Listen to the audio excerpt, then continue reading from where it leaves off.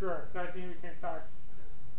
So it's my pleasure to introduce the defense of Joseph. Joseph has been doing interesting work in leveraging robot planning and control algorithms to the problem of spacecraft control, in particular in proximity of other spacecraft or in proximity of other bodies. I think it's worthy to know in collaboration with another Goddard. Indeed, he spent about a semester, another Goddard, working closely with astrodynamicists on a number of missions that Goddard is working on to explore small solar system bodies. And indeed, some of this work has spaced a new collaboration with the Johnson Space Center for the control of the Orion capsule. So it's been very productive and very useful from the lab as well. But I mean, he discussed about the details. I'd like to discuss some less known facts about Joseph. So first of all, before knowing Joseph, I thought I was a perfectionist. But now I know a true perfectionist. I'm a sloppy person. Oh, wow. And something important to say, I think, is that Joseph is an exceptional teacher. He received the School of Engineering Centennial Teaching Award, which is given annually to the best teaching assistants in the School of Engineering. And so it's great. Actually, Joseph has been helping me with at least 3-4 classes. So usually my only comment to Joseph is to be less strict with the students. Usually I take Joseph grades, I increase them by at least 25%, and then I give the grades to the students. Also, Joseph, I think, played a special role in my lab. He was my first student together with Ross Allen. So he was instrumental in setting up my lab. So he spent a lot of time on duties that are probably not the typical duties of a Ph.D. student, but he has been very kind in helping me with the website, with setting up the entire infrastructure indeed of my lab. Among many things, he's the designer of the logo for the lab. So if you go to the basement and you see the symbol for my lab, the Autonomous Systems Lab, he's the designer. So thank you very much, and I'll leave the stage to you. Thank you, Professor.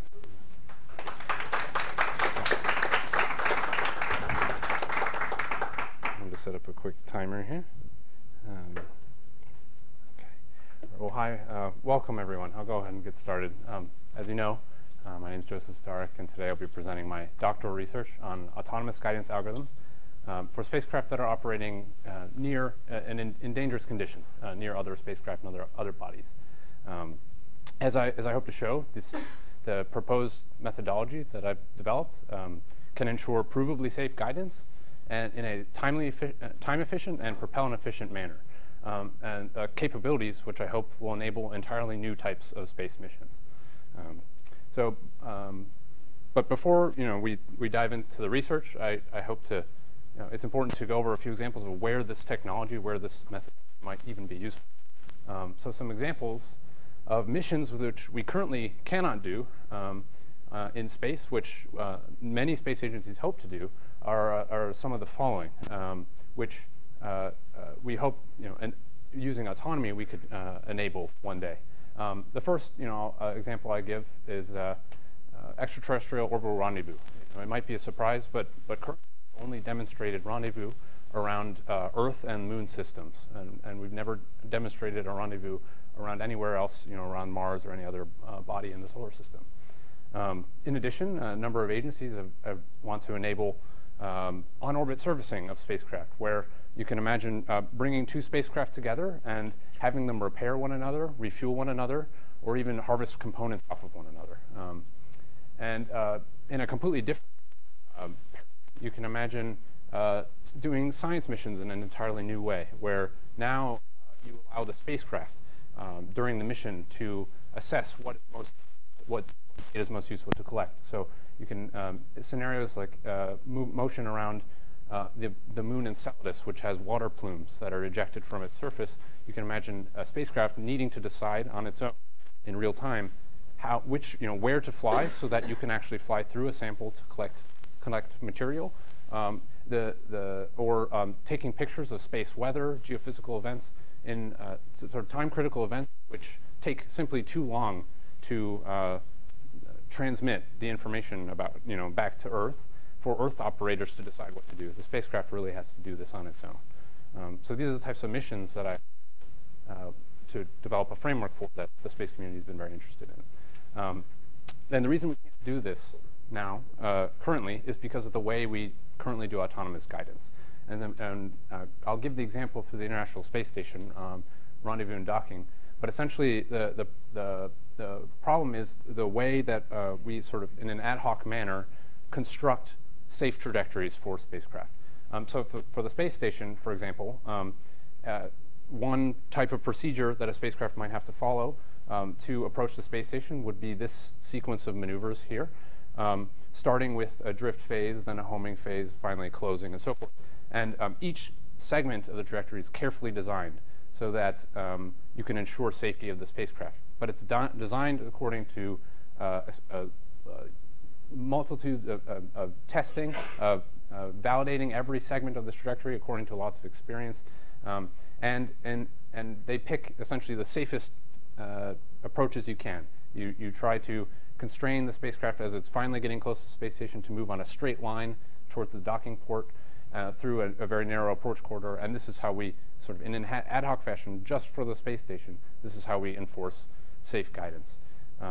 The reason this doesn't extend well to our other missions is because of a number of reasons. And the first being it requires significant intuition and experience. There's a lot of design that goes into each phase and a lot of testing that needs to be done ahead of time by people on the ground who have lots of experience, and this can be a very costly process. The second reason is that this idea, though it works well in certain cases, it doesn't extend well to the general case and more complex types of constraints, where you can imagine, you might have not just trying to avoid the space station, you might want to be avoiding another multitude of objects, or you might have constraints, the sensor capabilities you have on your spacecraft. And so the idea is, once you have a number of these constraints on your mission, how do you, in an ad hoc fashion, impose, design these trajectories so that you meet all of your constraints? It becomes more complicated. The third reason that this doesn't extend well is because of its reliance on infrastructure and people on ground stations. And essentially, every ISS rendezvous mission and most autonomous operations require communication with ground stations on Earth. So they limit the types of you can follow. They require you to conduct procedures within view of a ground station, a line of sight. And so this overhead is very costly, for one, but it also limits us on where we can go in space. So we want to enable full autonomy by removing this reliance. And finally, these types of ad hoc procedures can create inefficiencies. So we often, especially at the end of these trajectories, we enforce straight line motion. And you can show, according to the math and dynamics, that essentially this requires continuous firing of thrust. And we simply enforce these straight lines because we know they're safe and they're easy to do, but they can be very costly in terms of propellant. So we want to remove those ideas, remove those limitations by enabling fully autonomous spacecraft guidance. It has been shown through demonstrations, and it's been a great interest to space agencies to autonomy because autonomy can robust missions. It's been shown to improve the efficiency of space operations, and most importantly, types of missions. Just to give a small example, the Progress M spacecraft was able, for the space station rendezvous, was able to demonstrate a 44-hour reduction in rendezvous time, and which, as a consequence, was able to enable entirely new types of biology specimens to be brought to the space station and so forth. So, and this is a very specific example. It's a small step in the right direction. We want to enable fully general types of autonomous control. The main idea, the key point here, is that autonomy has repeatedly been cited as an enabling technology. So we want to start looking ahead towards implementing this type of capability on orbit. So to dive deeper into sort of the the issues mathematically behind this problem. I'm going to give a small example here, just a straightforward example that I hope will help motivate the problem and help show you how to transform this problem from the world in which motion is taking place to how we view it mathematically. And from the rest of this, I'll talk about essentially this new framework. The rest of my talk will be in this transformed, so I'll hopefully make that clear. But the idea is, for this example, let's say we have some triangular robot, and we want to move it from A to B, and in this world, W. And we want to make this, move this robot safely around these gray obstacles, O1 and O2. So the first step in sort of understanding how to transform this problem is we associate a point with our robot. So let's say this top left corner here. And the question we now ask is, what set of points correspond to collisions with our obstacles, which we're trying to avoid? So the way to proceed, with analyzing where these points are that end up resulting in collision is by sweeping our robot around the obstacle and drawing this line here. And essentially, this means that any points within this region here will result in collisions with our obstacles. So that becomes our region to avoid for that point. Similarly, we can do the same process for this obstacle here and sweep it around. And if we put those on our world here, we can transform our problem into viewing motion of not this triangle around these complicated obstacles, but motion of a point, essentially, from x in it, that's where we start, to our goal point, x goal. And now, if the problem becomes maneuvering this point around these gray regions to this goal point. So you can imagine this simplifies the problem in a way. Once you have this, it becomes clearer how to maneuver your robot, spacecraft, to meet your mission constraints. So now we can simply connect these dots together, and this would be one solution we'll call a path, sigma, that takes us from our initial state to our goal state, and that corresponds to this motion in the world. So you can see how it solves the problem. We've transformed it from a world view to motion of a point. So you can imagine now you want to find maybe not just any solution, but the best possible solution. And we'll call that sigma star, or the star will denote optimality in this talk. And now so it turns out that this would be the best solution to this problem. And the name of the game then becomes, how do we design algorithms or techniques to develop solutions like sigma that come as close as we can to our best path? And this is just for path planning, but I'm motivating the spacecraft planning example here. So this is, you see, it's fairly complex for just translation, but for real spacecraft, we want to rotate as well. Sorry. I think you all know that. OK. And all right, let's see. All right. So the spacecraft can rotate as well with the angle, some orientation theta. So now the problem is not, it becomes more difficult now because we want to allow rotations for our robot in order to maneuver around these obstacles. So you can view now this problem as with a set of 3 coordinates to describe our robot. And that's like viewing motion in this box here instead of in that square or rectangle. And our original problem corresponds to this slice in the box where we want to maneuver from this point around our obstacles. You see how it's sort of transformed to our goal point. So you can imagine doing the same process we did before for different values of our orientation and sweeping out sort of the set of points that correspond to collisions with our obstacles. And so now we transform the problem into motion of a point again, but now in a 3-dimensional space. And this ends up giving us a solution to our original problem, now accounting for rotations. But you quickly see how complex the problem becomes. This is what's called a generalized movers problem. It's a well-known problem from robotics. It's been studied for several decades. And essentially casts the problem as the following, transforming our motion of our robot to motion of a point in which we want to minimize the path length between any 2 points from our initial condition to some goal region, and paths here denoted by sigma. and we want to maneuver it around our obstacles in our environment. So there are many techniques and tools developed for this problem, and I won't go into the details here, but the point is this is a generally a well-studied and somewhat solved problem, so to speak. The issue is we have, for spacecraft control, we have a problem that's similar but much more difficult. Instead of, we're not concerned necessarily with minimizing the path length between any 2 points.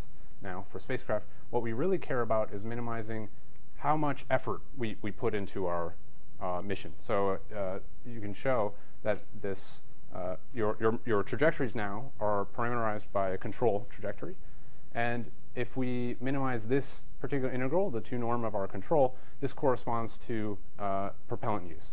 So what we care about is actually minimizing this function, which is entirely different, and I'll show why that's hard. We now have different decision variables, and in addition to our usual obstacle constraints and planning conditions, boundary conditions, we have a host of other difficult constraints to handle. And I'll go into great detail. I spent significant effort in just modeling these constraints for the spacecraft planning problem to fit within this framework. To translate it to our same framework, you can envision it as motion of a spacecraft, or a point again, but now it's constrained to what's called a manifold that's described by our dynamic equations. And this is just a cartoon, but to give you the idea, it's now becoming quickly very complex to try and actually visualize what we're trying to solve here. So the point is now we're trying to find a feasible trajectory along our manifold, which satisfies our dynamic equations, that comes as close as we can to our optimal path, which minimizes propellant. There are a number of key challenges associated with this. I'll go over 3. The first being our change in cost function. So now we care about minimizing propellant use. So it's well known from aerospace, using the Tsiolkovsky rocket equation, that the propellant use on a spacecraft mission is proportional to the amount of thrust you are requesting from your spacecraft. So you can imagine a spacecraft here with a set of thrusters, and these blue arrows represent thrust bursts from each of our thrusters. And we want to, essentially what we care about to minimize how much propellant we use, we care about the sums of all these, the lengths of all these vectors, essentially, and the sum of those. And so what we want to do is make these blue arrows as short as possible to complete our mission. So one way we can approximate this, as I'll use in this talk, is by essentially using the net thrust that we're asking our spacecraft to achieve as a proxy for minimizing our actual fuel use. So by encouraging the net thrust to be as small as possible, we can, in a way, encourage the thrusters in which we distribute our thrust to be as small as possible. So in that way, we're able to translate our problem into sort of minimizing a 2 norm, which, as we'll see, will be useful for our proximity operations problem. But that's one challenge we have to handle. And the second challenge is handling complex dynamics. So spacecraft control inherently requires us to be able to handle gravitational effects, which you do not typically see in path planning problems. So for one, this creates significant drift in your system dynamics, so essentially meaning you're not freely able to change direction. You have momentum that it is costly to change. And because our constraints involve different spacecraft rotating and moving according to different levels of gravity at different orientations and different rotation rates and so forth, we have this coupling between attitude and translation of our spacecraft due to the relative motion of our frame.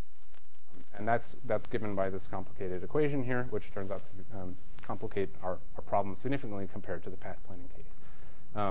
And finally, my third example will be we have a host of other difficult constraints to handle, one being what's called plume impingement.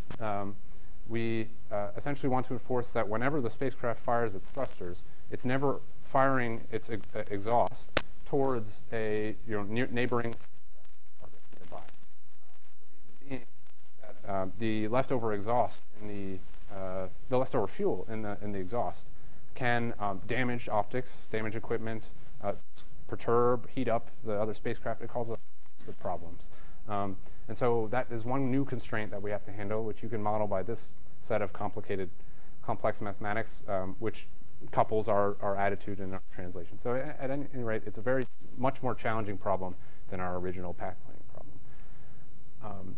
So that leads us, if we can't use our typical path planning tools, just ask the question, can we use other standard tools to solve this type of problem? And so the first question might be, can we use nonlinear programming to solve this problem?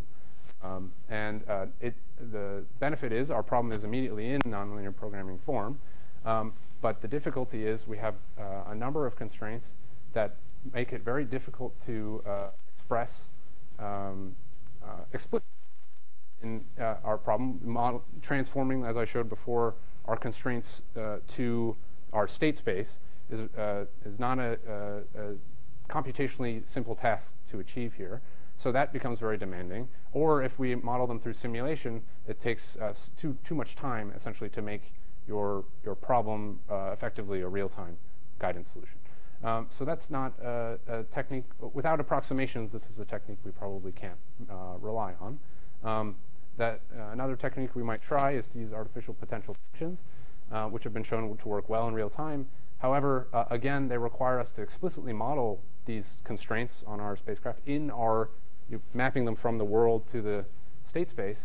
And again, that is here we need to associate high potentials with our obstacles and low potentials with our goal to help promote motion of our point towards our goal.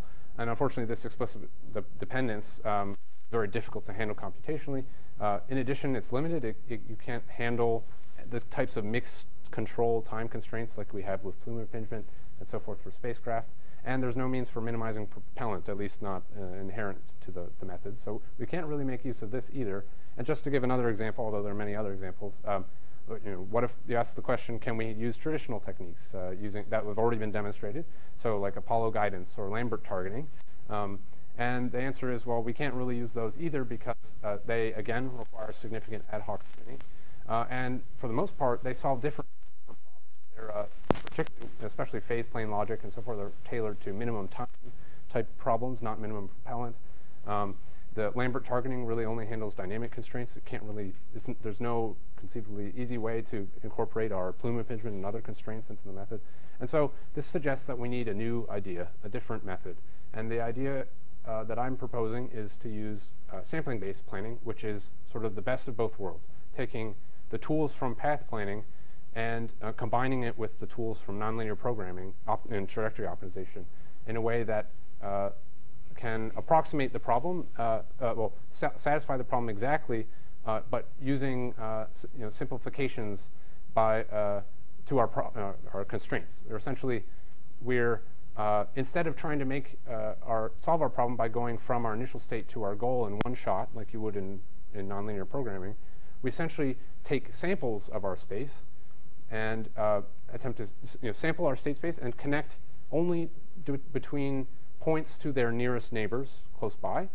And by connecting to things that are close by, you hope essentially that most of those connections will not pass through unconstrained regions. So effectively, you steer between samples without worrying about your constraints, and you simply evaluate them a posteriori, which has computational benefits when you have very tightly constrained, very cluttered, many inadmissible regions in your environment, just like we have for proximity operations. It allows us to use the tools from discrete search, and it has essentially the flexibility to handle collision detection, and it separates out geometric modeling and so forth from the problem. So it's a very flexible and general framework as well. So it's something that appears promising for our problem. There are many common tech tools that have been studied for a long time that we have available at our disposal, including roadmap algorithms and rapidly exploring dense trees. And the advantage is it's shown some success in other challenging problems within robotics. They tend to scale well with problem dimension, and chiefly they avoid explicitly representing the obstacle space, unlike those other techniques that I mentioned, which gives us a huge computational savings. So This is really what we're interested in trying to use in a spacecraft framework. Just to give an example, this has been shown some strong success in the autonomous driving community, and although we're solving a very different problem, the hope is that something we can use for spacecraft as well. So my contributions in this talk, or in my doctoral work, are threefold. The first was in sort of designing new types of path planning sampling-based algorithms in the hopes that we can then apply this to speed up real-time spacecraft proximity operations. And so I helped develop the first what's called asymptotically optimal bidirectional sampling-based algorithm, and I'll go into more detail briefly later on in the talk, but for the most part, I'll only touch on this in this talk. The second major pillar was in planning and modeling this type of problem, so developing the framework to handle propellant minimization, typical proximity operations constraints, and what I would call infinite horizon active safety, which I'll go into much more detail here soon. And finally, the third area was in implementation, so showing that a heuristic technique to sort of improve sampling-based trajectories for spacecraft control and demonstrate performance on a near circular orbit proximity operations case. That said, we've gone over the introduction now, and I'll move on to the rest of my talk, which in my research.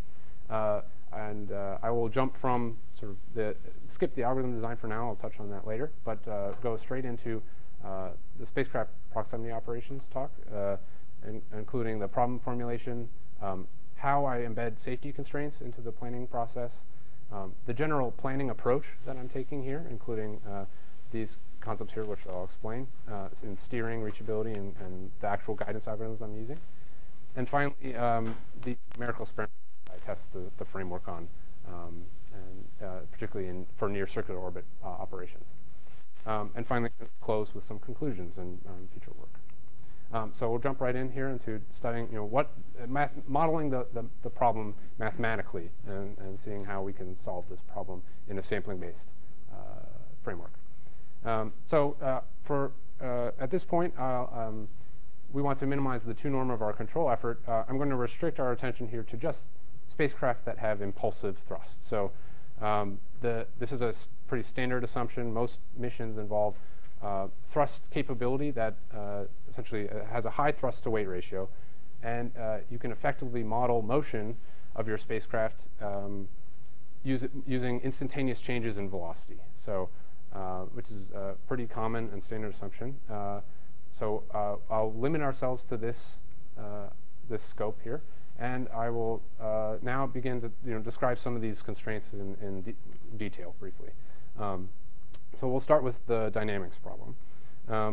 The scenario I'll be studying, although the method isn't limited to it, is the Clohessy-Wiltshire-Hill CWH scenario, and that involves a chaser spacecraft that's moving in close proximity to a target spacecraft that moves on a circular orbit around a single attractor. And we linearize the motion around this circular orbital track, and you can show that this very common framework can be expressed as using linear time invariant dynamics using these particular matrices here. And the reason this is useful is there are a lot of tools associated with LTI dynamics that we want to make use of. So just as our example, we'll be using these dynamics for the rest of the talk. Importantly, for any LTI system, we can express the solution trajectory given a set of thrust impulses over time. The solution can be expressed by this equation, where here, wherever you see this capital phi, that's referring to our state transition matrix. And I won't go into the details of the math, but we'll call this phi our state transition matrix, which is the exponential of our A matrix, times time. X of T naught is our initial state.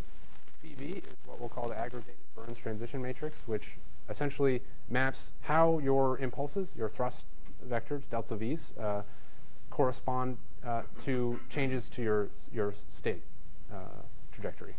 And then finally, phi v is a stacked vector of all of your impulses over time. So that is our system dynamic constraints. What other constraints do we worry about? And I'll show just a few examples.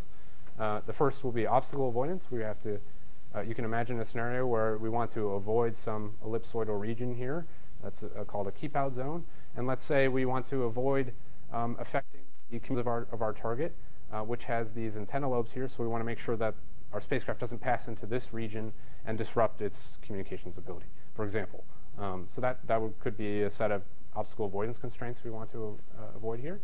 In addition to that, we need to make sure that whatever net thrust vectors that we ask our spacecraft to achieve, delta VI, we want to make sure that those are actually achievable. They're essentially, so we want to make sure that that delta VI can be distributed to the thrusters on your spacecraft without violating essentially its physical limitations. Its lower and upper bounds on thrust. Your nozzles can only admit so much fuel through them, and they are only capable of providing thrust, to maximum and minimum levels.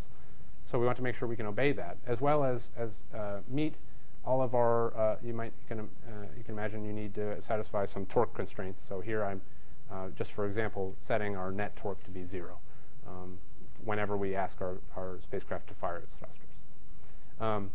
In addition, we have to account for plume impingement, which I've already described to you in detail before. But this is how we can sort of model mathematically. We want to these cones that we center around our thrust vectors. We don't want these cones to ever intersect our target circumscribing sphere. And if we can show that that is held, we ensure that we never fire our exhaust towards our target spacecraft. In addition, we have a set of arrival time constraints so that you can meet illumination requirements or whatever might be for your spacecraft during the proximity operations. And lastly, and perhaps most importantly, is we want to make sure we're actively safe. And I'll go into great detail on that in this next subsection. This is where the modeling of safety comes in. So in particular, we're modeling this with a logical constraint down here, and I'll describe what it is representing here right now. So the question is, how do we ensure that our trajectory will be safe with respect to control failures? So the first definition of safety. So imagine we have some nominal trajectory we want to follow, and there are maybe some subset of times along that trajectory where we say there could be any type of failure at those times. We want to make sure that our spacecraft has a sequence of control actions that it can follow from that point in time so that it can ensure that the rest of its trajectory is safe.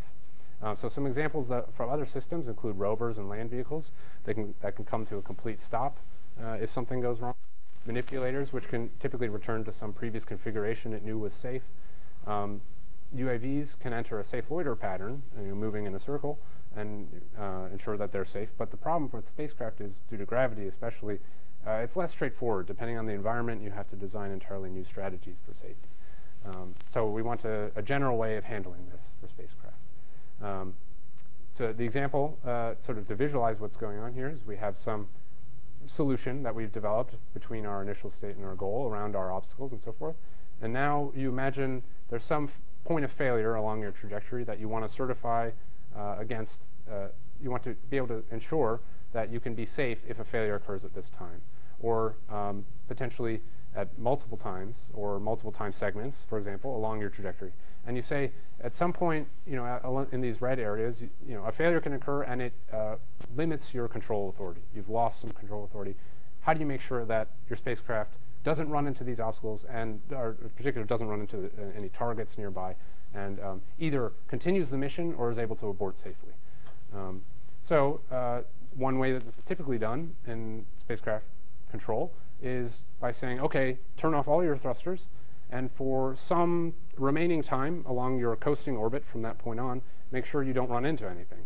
But the issue is, this doesn't truly verify that you're safe for all time.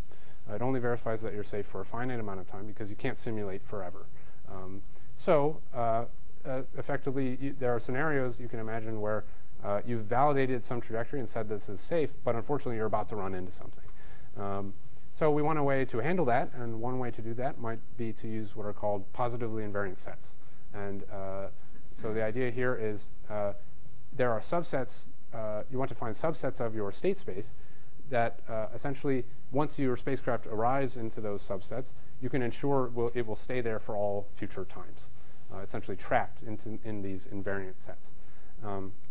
We can use this for safety by saying essentially a state is safe if if a failure occurs at this point, we have a segment that takes us and terminates in an invariant set, and we can show that that segment is itself safe, and the positively invariant set is safe and stable.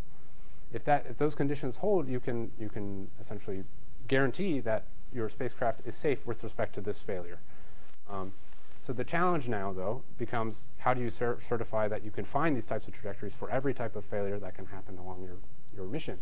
And the difficulty becomes, the point of the slide is essentially saying the number of problems you have to solve grows very, very quickly. So for eight thrusters that can fail along your mission, you have to certify that your spacecraft is safe with respect to 37 different types of failure modes.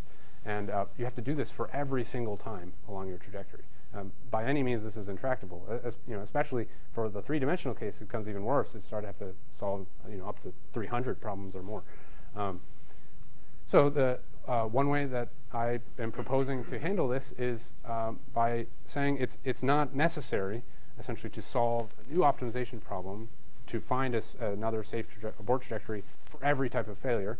It's sufficient to use some designer intuition and experience, essentially to design a control sequence that, from a given state, essentially gives you a collision avoidance mover, CAM, that will bring you to an invariant set that satisfies your dynamic equations, and which you expect, which is admissible under your controls. You expect you can satisfy it under all of your failures. So you can use intuition to design and prescribe such a trajectory, and then simply verify whether that trajectory is actually feasible, whether you can actually achieve it under all of your control failures. And if you can, that's a trajectory that you can attempt to use and validate online once you know what all these obstacles are. And it's sufficient to solve this problem instead. And the reason why this is useful is because it removes decision variables from our problem, and it reduces assessing, designing a safe abort trajectory to testing whether it's feasible under our control distribution, whether we simply now integrate our dynamic equations to make sure that we satisfy our dynamics, and it reduces our constraint satisfaction to just an a posteriori check of our other constraints. And it turns out by designing our framework this way, it's now in the exact form we need to apply to sampling-based motion planning, which is what we're ultimately trying to embed our framework in. So the idea is if we restrict the locations of failures to just samples in our state space, and we restrict we only try to connect between samples which we've declared to be safe, then in combining those together, essentially we ensure that we have actively safe sampling-based planning.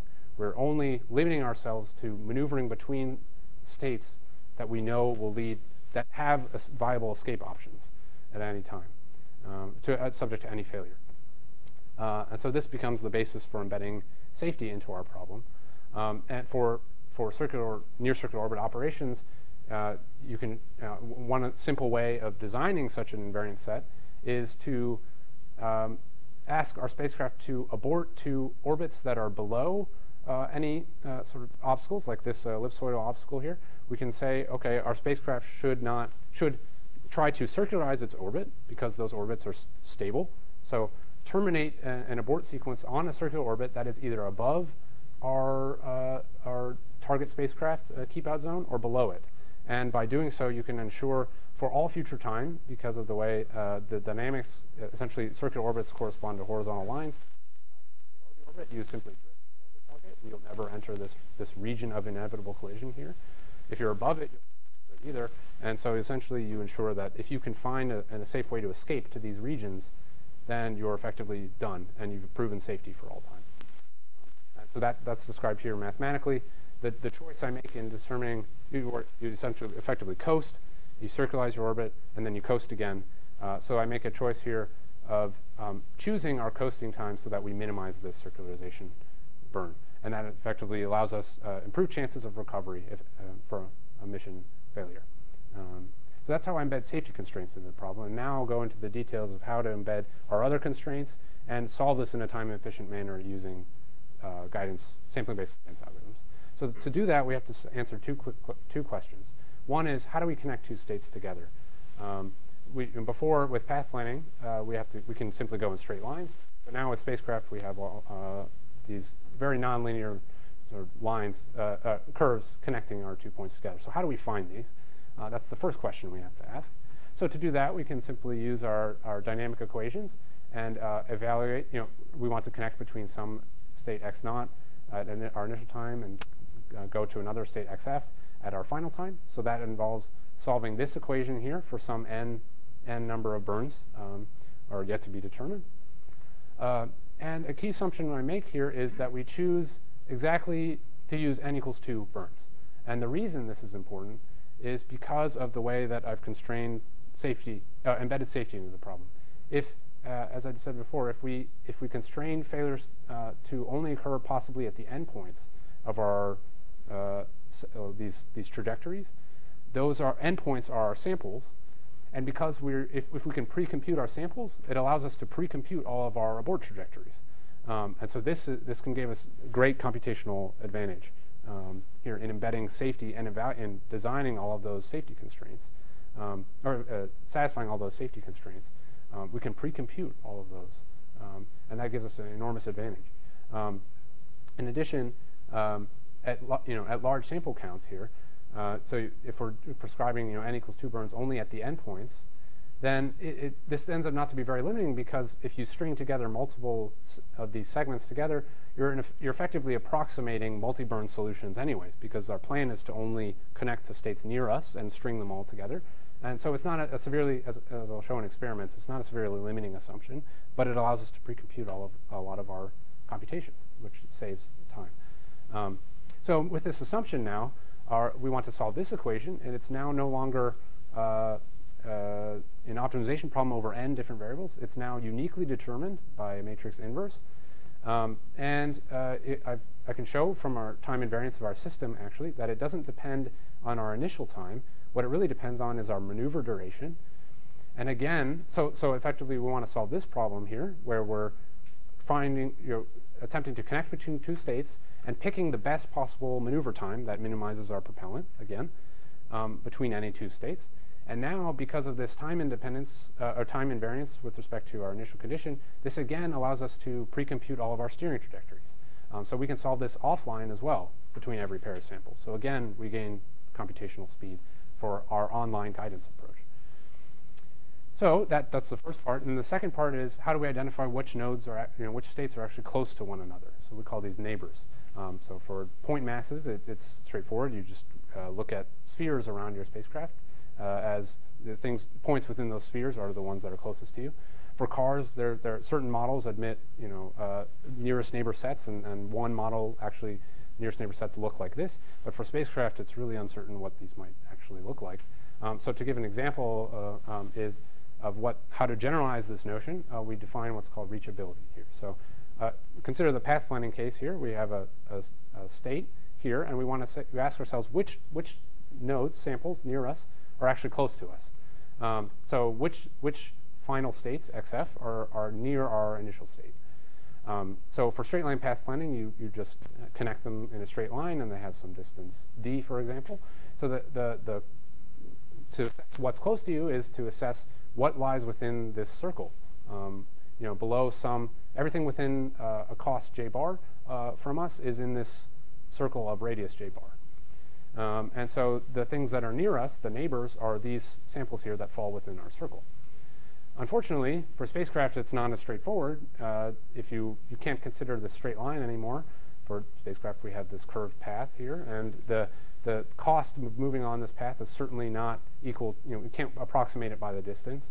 And further, if we did say, okay, prescribe force your spacecraft to move on straight lines, the cost would be much, much greater than what our actual minimal cost. So need a different solution, a different way of identifying neighbors. So one can imagine that the points that are actually near us are actually near our zero cost trajectory here. So everything on our zero cost trajectory we can essentially reach for free. So intuitively speaking, the samples that are near us within some cost J bar, or cost threshold, are the samples that lie within this this boundary here defined by J equals J bar. And so that becomes our new notion of neighborhoods. And we call these forward reachable sets. And this is just mathematically a way of describing what these neighborhoods are. So all the states that are within some threshold J bar.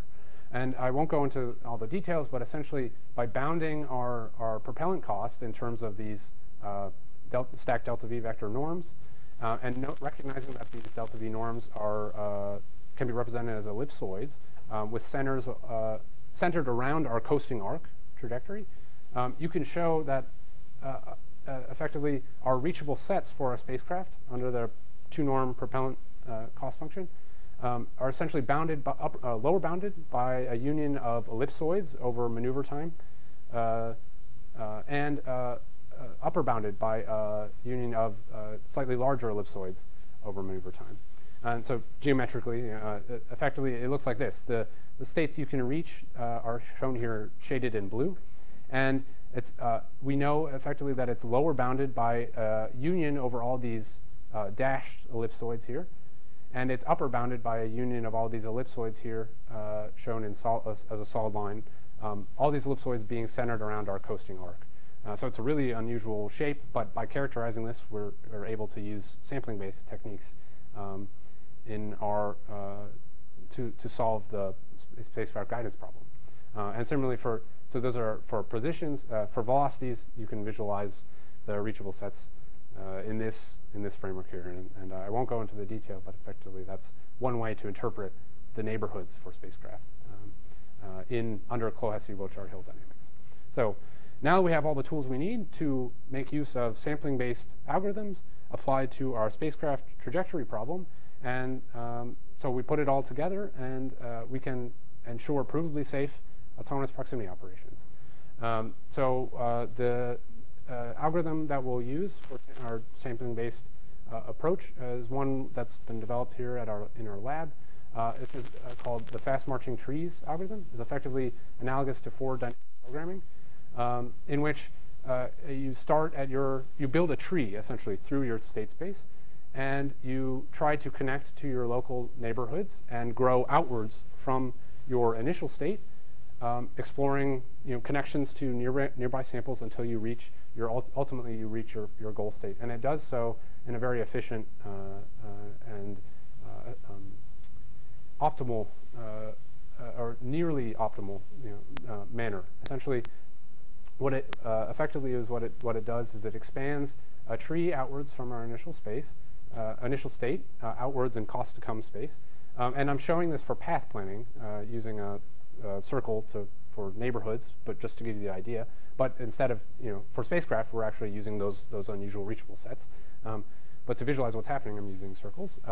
So we grow a tree outwards, and effectively are combining graph search with graph construction simultaneously to using 3 different sets of nodes, analogous in a way to dynamic programming, to quickly grow outwards and figure out the best way to make connections quickly in our attempt to explore the state space around our obstacles and inadmissible regions in our state space.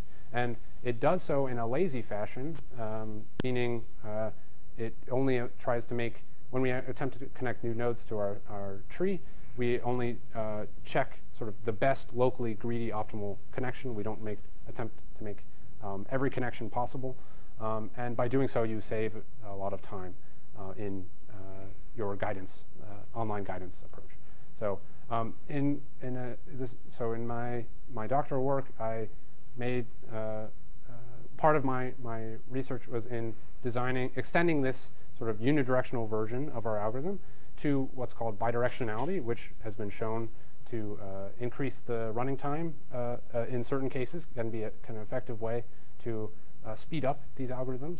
And so I developed a bidirectional version, meaning you grow a tree not only from your initial state, but also from your goal state backwards, and try to connect them together,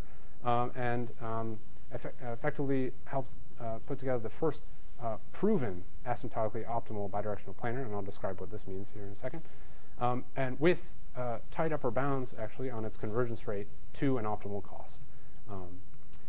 So the chief reason why this is useful for us is because these algorithms ensure what's called asymptotic optimality, which means effectively that under the appropriate conditions, under appropriate choices for our cost threshold, for our nearest neighbor sort of radius, or cost threshold, and if you're using a dense sampling sequence, you can show that if you took your samples out to infinity, your algorithm would guarantee to be converged to an optimal path, an optimal cost.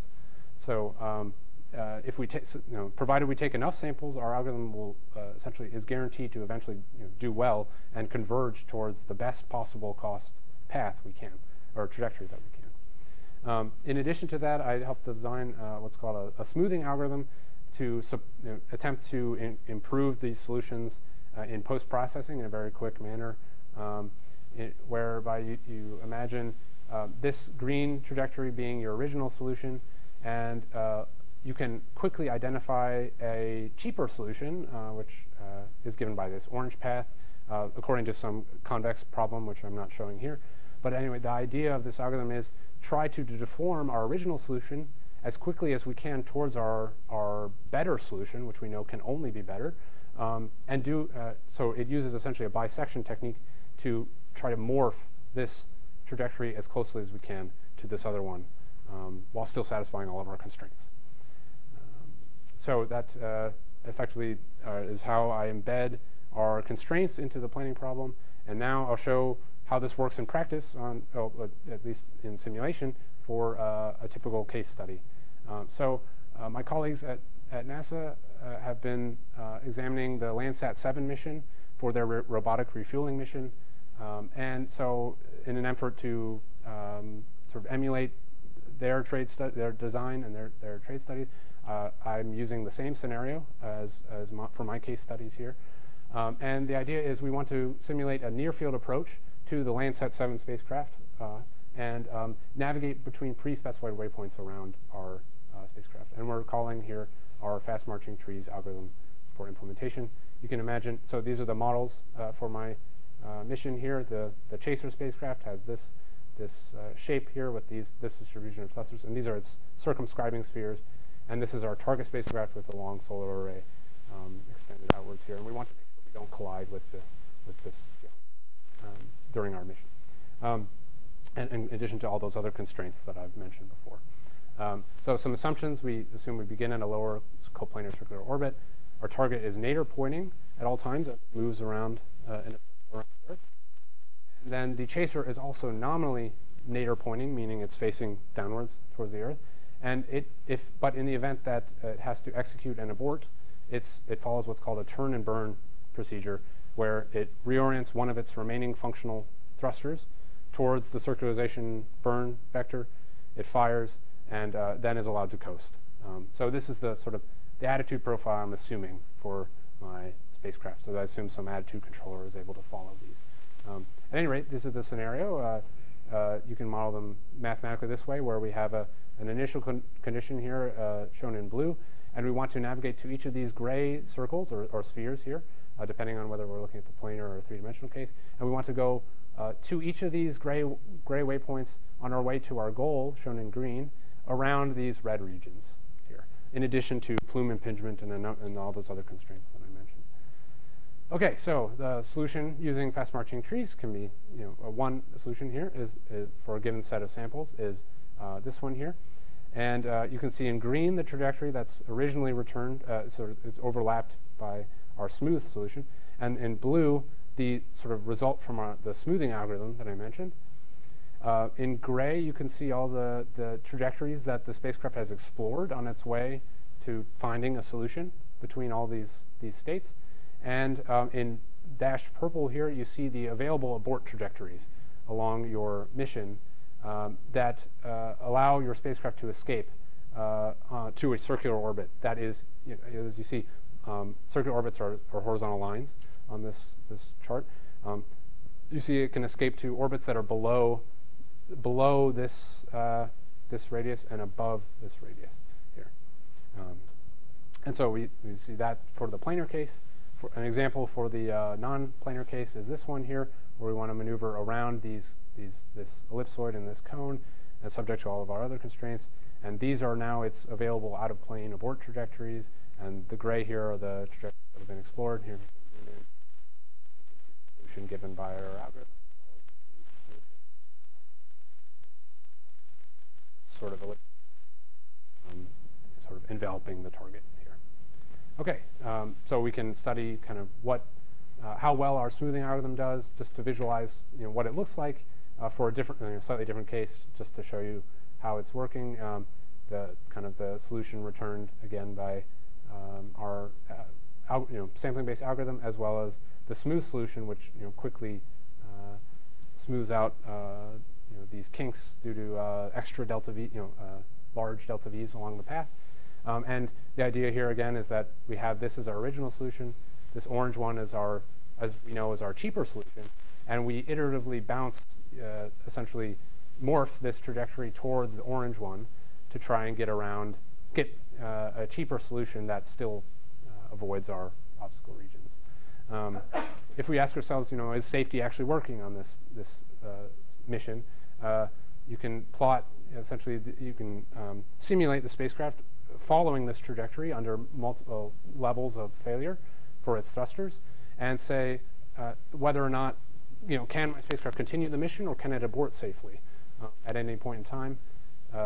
So without safety constraints, you see how quickly, I guess, effectively how the failure rate increases as you increase the chance of failure anytime you burn a thruster. And with active safety constraints, as we expect and as we hope, we do get 100% success rate. So and success here I'm defining as essentially either you're continuing the mission, shown in blue, or you're able to abort, shown in green. So on the left here is no safety constraints. You see if there are no failures or just a few, sometimes you can still follow the mission, but often you're left without any viable solution. You don't know what to do if you don't have an available abort route. With abort safety, you always have an option available to successfully circularize your orbit at a higher or lower radius. Now you can also ask yourself how well this does in practice.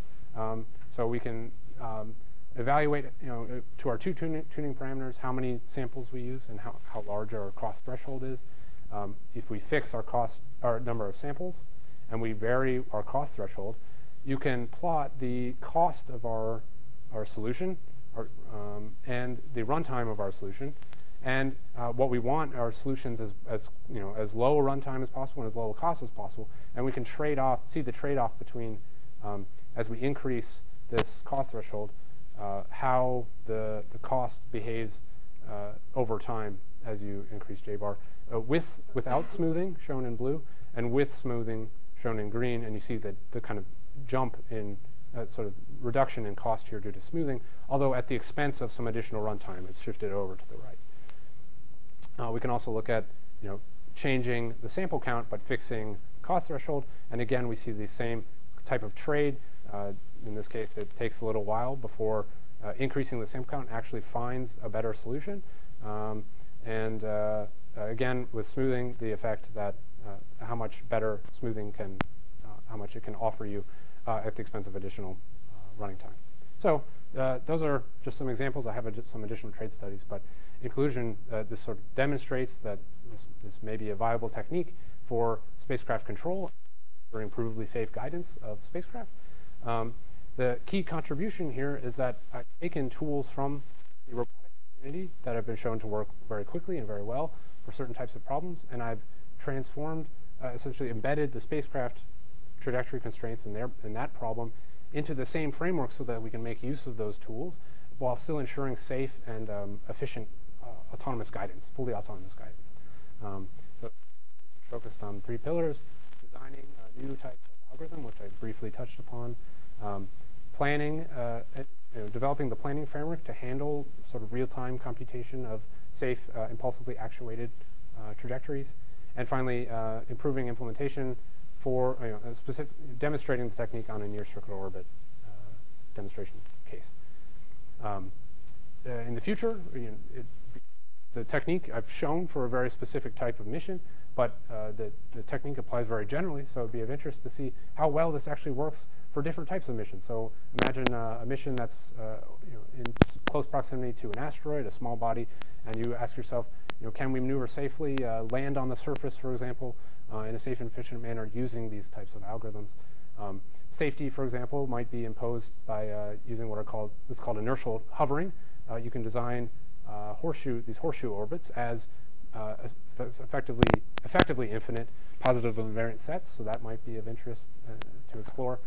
And though the technique has only been demonstrated for trajectory control, translational control, we want to, it extends just as well to full state, including the attitude into the guidance process. So it'd be of interest to demonstrate that, demonstrate how well the technique works subject to uncertainty. So in a repeated, MPC-like framework to handle uncertainties or account for uncertainty directly in the process, or possibly extending it to different types of propulsion systems. The idea overall is that, I envision that, one day we can enable comprehensive mission planning. So using the same type of guidance technique, due to its generality, we can apply it equally well to the sort of orbital operations phase where we rendezvous with some spacecraft up on orbit, and we can imagine then that using the same types of algorithms, we can enable servicing and assembly up on orbit into a bigger spacecraft. We can refuel it, for example, and then send it off into deep space where it can explore an asteroid or conduct some autonomous science, all using the same framework, the same type of approach to enable safe guidance. So that's the vision for this framework, and I have a lot of people to thank who've gotten me here, who brought me to this point. I can't express my gratitude sufficiently to everyone who's been there for me, but I've listed a few of the more prominent people. First and foremost, my advisor, Professor Pavone, who's shown me effectively how to be a good researcher and how to solve these types of challenging problems using by careful design and intelligent engineering. You can solve very difficult and challenging problems, and he's shown me how to be a better researcher and teacher, and so I have him to thank for that. And I have to thank my collaborators, and particularly Brent Barbie in the flight mechanics branch at NASA Goddard. Helped show me sort of the real techniques used at NASA for autonomous guidance, and helped me design my case study to make it as realistic as I possibly could, so that maybe one day NASA could integrate this type of technology into their future missions. And I have to thank the Space Technology Research Office for funding me. I have to also thank my fellow teachers. One of the biggest reasons why I've been doing a Ph.D. is so that one day I could teach young engineers, and pass on my knowledge. And so I have to thank Professor Close for giving me a chance to teach with her my first year here, and teach dynamics with her. And that enabled me to teach with a number of other professors here in the mechanical engineering department: Chris Gerdes, Adrian Liu, and Professor Pavone over the last 3 or 4 years. Been teaching robust control with his and for his class, and so that's been ultimately one of the most rewarding aspects of my PhD. And so I have to thank everyone for allowing me the opportunity to do that. I have to thank my mom, Dr. Nancy Starek, for all the support she's given me over the years, and believing in me and being my biggest supporter, and for everything she's done for me. Thank you, Mom. And I have to dedicate this work to my dad and my maternal grandparents who passed away during the last few years. So this work is dedicated to them, who showed me the real meaning of humanity and how to be, how to live with integrity and work hard to achieve great things. So I have to thank them for that. I have to thank my lab mates, everyone in the Stanford Autonomous Systems Lab, who helped help me with my research, who been there to support me on the late nights, and who helped set up amazing live stream system, who've been there every step of the way, even back when we were deskless at the beginnings of the lab for a year and a half. We were all there together. So I have to thank each and every one of you. And I have to, of course, thank all my family and friends who I can't mention, my sister, Catherine, for being a great source of inspiration for all the hard work. And all my, I don't have time to mention here. And last, and certainly not least, my significant other, my love, Lindsay Walker, for helping me and supporting me through the late nights, stress, paper deadlines.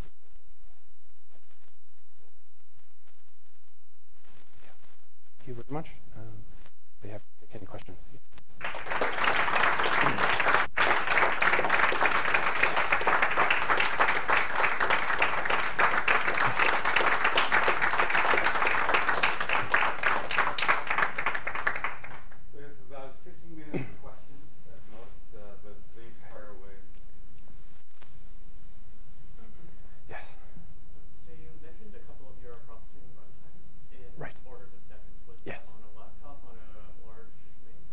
That was on a desktop computer.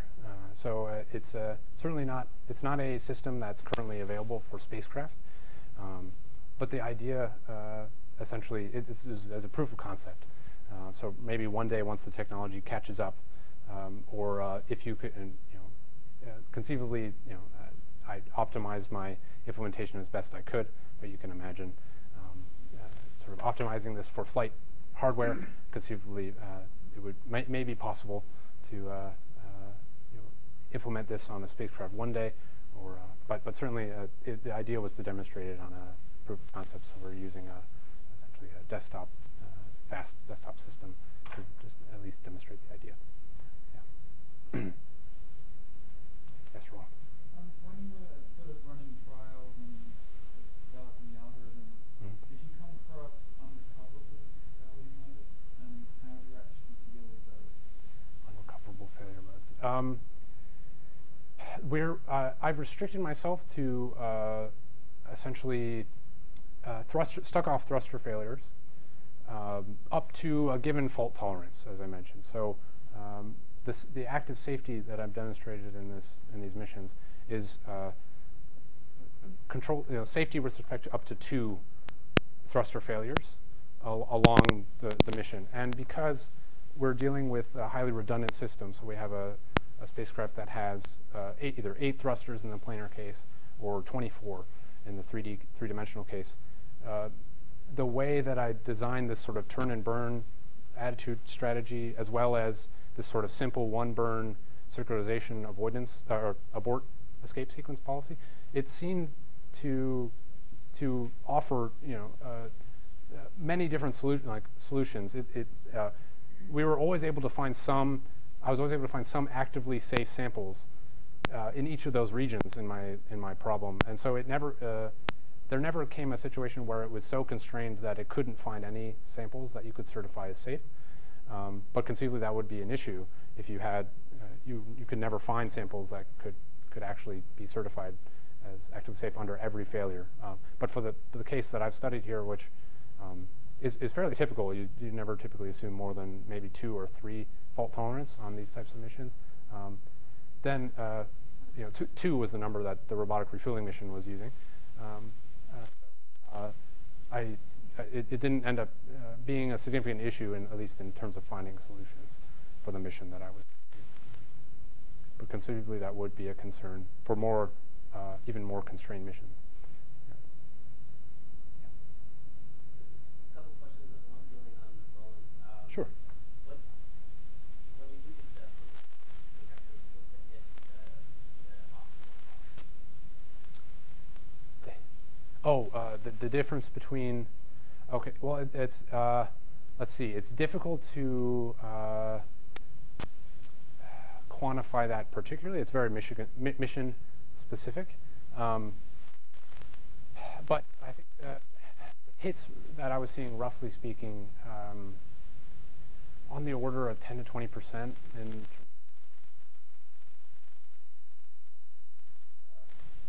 it was not so significantly constrained that, I mean, of course, there will be a lot to move through more risky states, but it's on that order, I suppose. But that's highly mission dependent. It depends very much on your problem.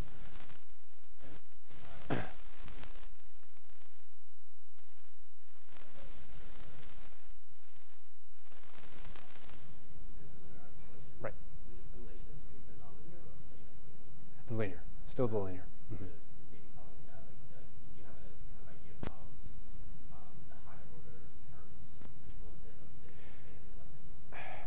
Not quantifiably. Typically, a standard assumption for proximity operations is, well, typically these missions occur on the over very short time scales, at least relative to the orbital period of these circular orbits. And so the linearization that you make as effectively it holds well as long as your mission is not longer than a significant fraction of an orbital period. And typically these are much less, around the order of a tenth of an orbit at most. And so by our arrival time constraints, you can actually enforce an upper bound on how much time you want your mission to take, and effectively constrain your solution to be valid in that way by enforcing that you keep your window short. But I haven't quantified. Typically, the error diverges quickly after about 1 or 2 orbits. It starts to grow beyond. You need to relinearize, or you need to use include the orbital perturbations in your model. But I haven't demonstrated that here because the mission time is so short. Yeah.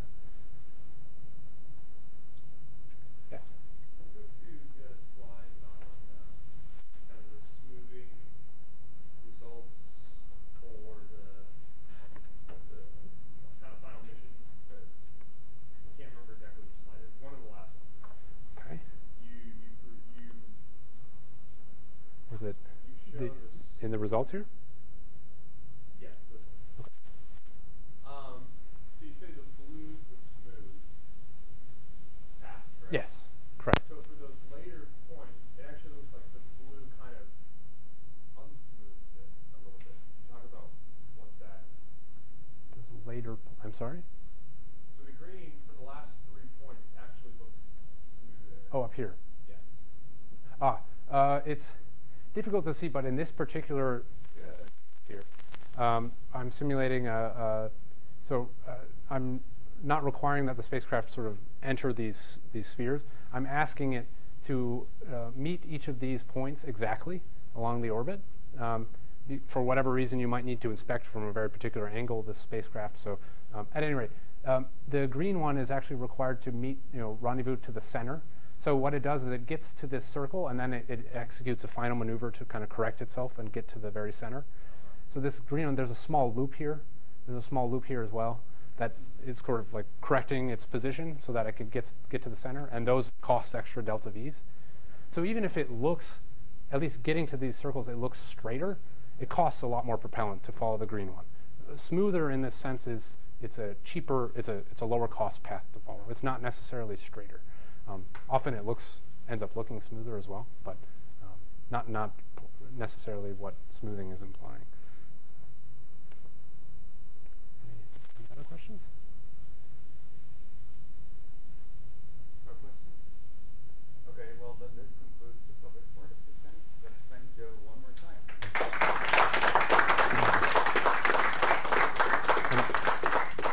And thank you all for coming. Thank you for coming, everyone. I really appreciate it. So.